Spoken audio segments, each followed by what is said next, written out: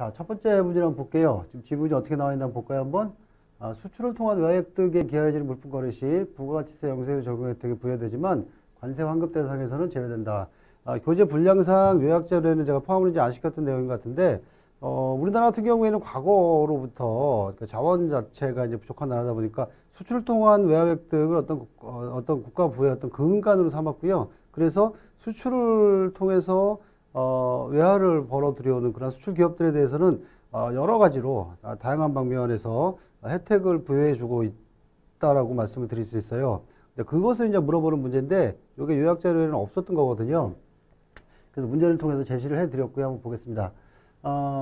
부가가치세 영세율 혜택을 적용을 했는데 부가가치세라는 게 뭐예요? 저희가 흔히 물건 사고 팔면은 10% 세금 내게 돼 있잖아요. 이런 기업들한테는요, 이거 안 받겠다는 얘기거든요. 저걸 영세율이라고 하는 겁니다. 부여되는데 관세 환급 대상에서 제외된다. 국내로 들어오는 모든 물건은요, 관세를 납부하게 돼 있거든요. 그런데 수입하는 물건이요, 내수용이 있고요. 국내에서 사용하려고 들어오는 물건이 있고요. 수출용으로, 수출용 원자재가 이제 적절한 표현이겠죠. 수출할 물건을 만드는 데 필요한 이러한 원료 등을 그러니까 수입하는 경우가 있어요. 이거거나 다 관세를 납부를 해야지만 통관이 가능합니다. 일반적으로. 그런데 내수용 물품인 경우에는 수입관세를 납부하고 수입 통관을 완료하게 되면 그냥 그걸로 끝이에요. 그런데 수출용 원자재를 내가 수입했다 그러면 이 원료를 가지고 완제품을 만들 거 아닙니까? 그리고 이거를 수출한다는 얘기잖아요. 일단은 좀 원자재를 수입하는 과정에서는요, 관세를 납부를 해요. 근데 이게 이러한 과정을 거쳐가지고 수출이 이어지게 되면은요, 관세를요, 다시 돌려줘요. 예, 이거를 일으켜서 관세 환급이라고 하는 겁니다. 그렇기 때문에 정답은 뭐가 되겠어요? 당연히 틀리겠죠. 관세 환급 대상에 당연히 포함이 돼야 되는 게 맞습니다. 부가적으로 주어진 혜택들을 나머지는 보면 영세율을 적용하는 데 맞지요. 그 다음에 또 뭐가 있어요? 저기 나와 있네요. 수출용 원자재를 수입한 다음에 제조 가공 과정을 통해서 만들어진 완제품을 수출하는 경우에는 이때 원자재 수입 시점에 납부했던 요 관세 있죠? 관세를 돌려주는 겁니다. 이게 관세 환급이라고 하는 거예요. 다음에 외환 관련 여시 시간에 나오는 선적전 필요자금, 즉 제조 가공 비용을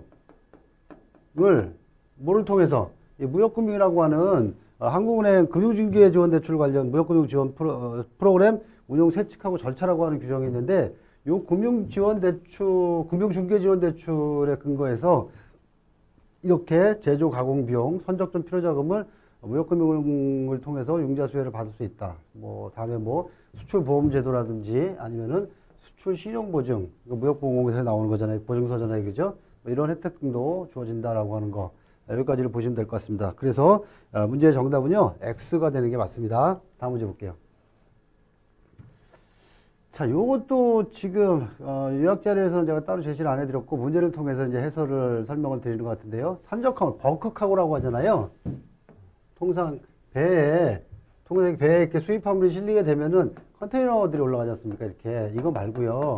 그냥 농수산물이나 이런 거 있잖아요. 농산물 같은 거 농산물 같은 거 그냥 컨테이너 말고 여기 이렇게 벌크 선적을 하는 경우 있지 않습니까? 이런 경우에는요. 신용장상에 수량 과부적 금지 조항이 없고 그 다음에 상품 수량이 포장 단위나 계계 품목의 개수로 명시되어 있지 않으며 그 다음에 청구 금액 총액이 신용장 금액을 초과하지 않는다면 요 세 개의 조건을 충족을 한다면 이러한 산적 화물들인 경우에는 10% 이내의 수량 과부적을 허용하는 것으로 해석한다라는 문제입니다. 이거는 온 것 같아요. X인 것 같아요. 자, 지금 해석을 어떻게 하고 있냐면요. 신용장 통일 규칙에서는요. 이런 산적 화물들이 있잖아요. 대량의 산적 화물들이 실리는 경우에는요. 앞에 말씀드린 문제 지문에 나온 이 세 가지 조건을 동시에 충족하는 경우라면 특별히 허용을 한다, 허용을 하지 않는다라는 문구가 붙어 있지 않아도 10%가 아니고요. 5% 이내의 수량 과부적을 허용하는 것으로 해석한다, 간주한다 이렇게 되어 있습니다. 그래서 지문의 정답은 X가 됩니다. 다음 문제요.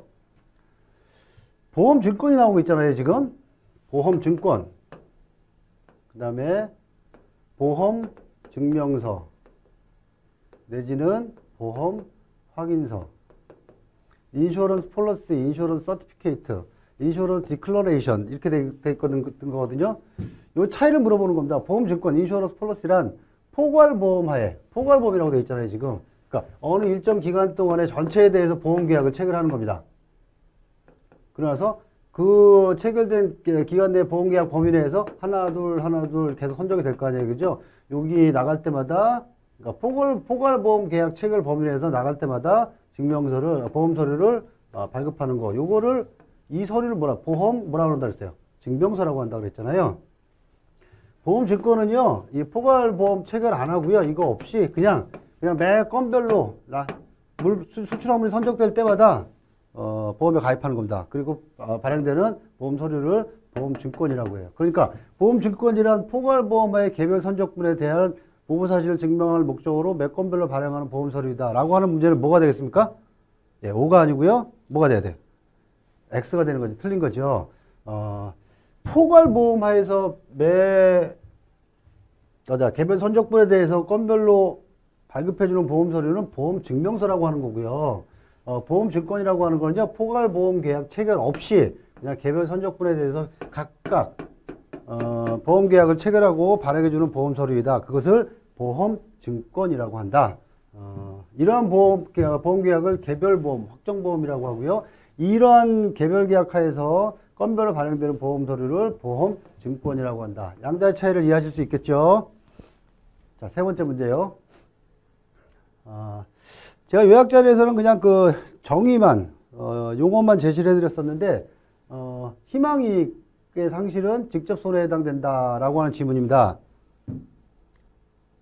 이게 O일까 X일까? 답을 한번 찾아보시죠.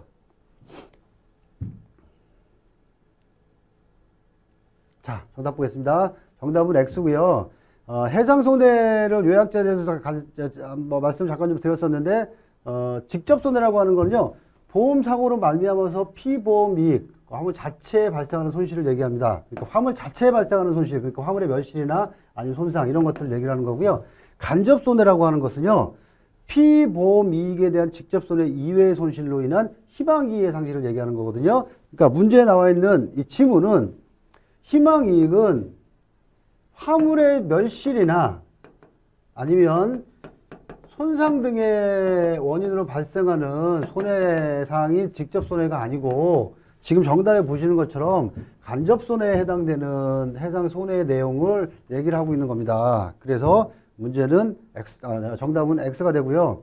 추가로 물적 손해라고 하는 것은 보험 목적물, 그러니까 화물의 직접적인 멸실 또는 손상, 직접 손해가 바로 여기에 해당이 되는 거겠죠. 그죠? 그 다음에 비용 손해는요, 해상 위험이 발생을 해서 그것을 처리하기 위해서 지출이 되거나 아니면 위험 방지를 위해서 지출된 그러한 비용 관련 손해를 비용 손해라고 하고요. 요 손해는 뭐가 되겠어요? 예, 이쪽으로 간접 손해로 연결이 된다라고 하는 것이죠. 자, 여기까지 문제 됐고요. 다음 보겠습니다. 또 공동훼손이란 해상 위험 발생 시 공동의 이익을 위해서 선장이 취한 조치로 말미암아 발생한 손해이다. 이건 온 것 같아요, X인 것 같아요. 훼손의 종류가 어떻게 됐었죠? 전손과 분손을 일단 나눴잖아요. 그 다음에 전손에는 저희가 ATL, 현실 전손이라는 게 있었고요. 그 다음에 추정 전손이라는 게 있다고 요약자리에 설명을 드렸었고요. 그 다음에 분손에 뭐가 있었냐면 단독훼손과 공동훼손이라는 게 있었습니다. 지금 문제에 나와 있는 게 뭐냐면 뭐라고 되어 있냐면 공동훼손이란 해상 위험 발생 시 공동의 이익을 위해서 선장이 취한 조치로 말미암아 발생한 손해이다. 이게 바로 뭐라고요? 이거잖아요. 공동의 이익을 위해서 선장이 취한 조치로 인해서 발생한 손해로 이를테면 선박 침몰 위기에서 화물의 일부를 선상 밖으로 투하해가지고 배 침몰을 막는다든지 이런 행위라든지 아니면은 자초된 상황에서 예인선을 사용하기 위해서 발생하기 위한 비용 손해 등 이런 것들이 공동훼손에 해당이 된다 이거죠.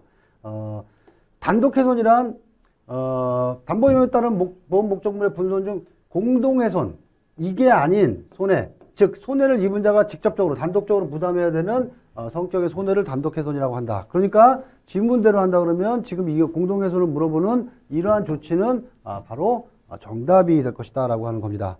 여기까지요. 자, 가격 조건, 인코텀스, 그러니까 그냥 흔히 그냥 가격 조건이라고 쓰는 용어고 정식 용어는 그게 아니잖아요.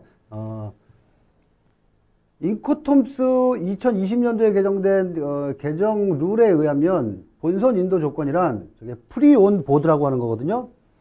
자, 읽어볼게요. 한번. 지정된 목적 한 가지의 물품을 운반하는데 소요되는 운임은 매도인이 부담한다고 되어 있어요. 운임을 매도인, 즉 수출상이 부담을 하되 물품이 선적항에서 본선상에 적재되는 시점서부터 물품에 대한 모든 위험과 추가적인 비용 부담이 매수인에게 이전이 되는 조건이다. 이게 O냐 X냐. 이 가격 조건에 대해서는 문제는 무조건 나와요. 몇 가지를 요약 자료 설명 시간에 말씀드린 게 있었는데 여러분들이 꼭 기억을 하셔야 될 게 있어요. 그거는 꼭 기억을 좀 해주셔야 됩니다. 자, 본선 인도 조건이 뭐예요? 프리온보드. 볼까요? 자, 다시 한번 설명을 드리겠습니다. 지금 국제무역 가격 조건이 모든 운송 구간에 이용이 가능한 7개 조건하고 해상 및 내수로 운송에만 이용이 가능한 4개 조건으로 룰이 개정이 됐다고 말씀드렸잖아요. 답을 먼저 말씀드리기 전에 해설을 말씀드리기 전에 답을 먼저 보면 다음 페이지에 본선 인도 조건이라는 게 뭐냐면 수출상이요, 매도인이요, 통관을 마친 다음에 어디에서? 선박에 본선의 물품을 인도하면 의무가 종료되는 조건이에요. 그런데 이 문제에 보면 뭐라고 되어 있냐면 운임까지는 매도인이 부담한대요. 그럼 이 조건은 뭐냐면 다시 일로 오면 조건 중에 CF라는 조건이 있어가지고 운임까지는 매도인이 부담을 하되 위험 이전은 본선에 적재되는 시점부터 매수인한테 이전이 된다라고 하는 운임 포함 인도 조건 CF화 조건이 있지 않습니까? 이 조건을 구분할 수 있느냐를 물어보는 문제다 이거죠. 그러니까 일단 요 지문대로 한다 그러면 이거는 본선 인도 조건을 물어보는 게 아니고 뭐겠어요? 운임까지는 준다 그러잖아요. 운임까지는 매도인이 부담을 한다 그러잖아요. 지금. 그러니까 이게 정확히 오가 되려면 운임 포함 인도 조건이래야지만 이게 답이 되는 겁니다. 그래서 정답은 X고요. 추가적으로 중요한 국제무역 가격 조건 몇 가지를 살펴보자면 일단 공장 인도 조건. 수출상 매도인의 공장에서 쉽게 얘기하면 뭐 영업장 구례 뭐 적출지 이런 거 다 설명을 해서 그냥 매도인 공장에서 물건이 나오는 시점에 매도인은 매수인한테 넘기고 그걸로 의무가 종료되는 조건이에요. 그 다음부터는 물건을 싣고 배에서 수입국으로 떠나는 배 앞으로 물건을 화물을 운송해 가는 것부터 시작해 가지고 본선에 적재하는 적재 비용, 그 다음에 해상 운임, 적하보험료, 또 도착해서 뭐 통관비용 모두 다를 다 뭐 하는 거냐면 매수인이 다 하는 조건이다 이거죠. 그래서 EX웍이라고 하는 건 EXW 공장인도 조건 EX웍이라고 하는 조건은요 수출상의 비용 부담이 가장 적은 조건이라고 말씀드렸어요. FCA는요 운송인도 조건인데 뭐냐면 통관 절차를 매도인이 마친 다음에 수출국입니다. 수출국 매도인 국가입니다. 적출지에 지정된 장소에서 매수인이 지정한 운송인한테 넘겨주면 본선에 가져가고 본선에 싣고 하는 비용은 다 매수인이 다 하는 거거든요. 거기서 종료가 되는 조건이고 FA 선축 인도 조건이요. 어디까지 하는 거냐면 매수인이 지정한 중국에서 한국으로 들어올 배 있죠. 선박의 옆에 선측에다가 물건을 갖다 놓으면 매도인의 의무가 종료되는 조건. 그 다음에 조금 더 나와가지고 FOB는 본선에 선박 본선에 물건을 적재한 것까지만 매도인이 하고 그 다음서부터는 다 매수인이 부담하는 조건. 그 다음에 좀 더 이제 매도인 비용 부담이 넘어나서 CFR 운임 포함 조건이라고 한다면 매도인이 뭐까지만 운임까지만 매도인이 부담을 해주는 조건. 그 다음에 운임 보험료는 운임뿐만 아니고 해상에서 수입화물 운송 중에 발생한 사고에 대비해서 가입하는 적하보험 보험료까지도 매도인이 부담하는 조건이었다 이거죠. 요 정도 조건은 좀 기억을 좀 하고 계실 필요가 있겠습니다.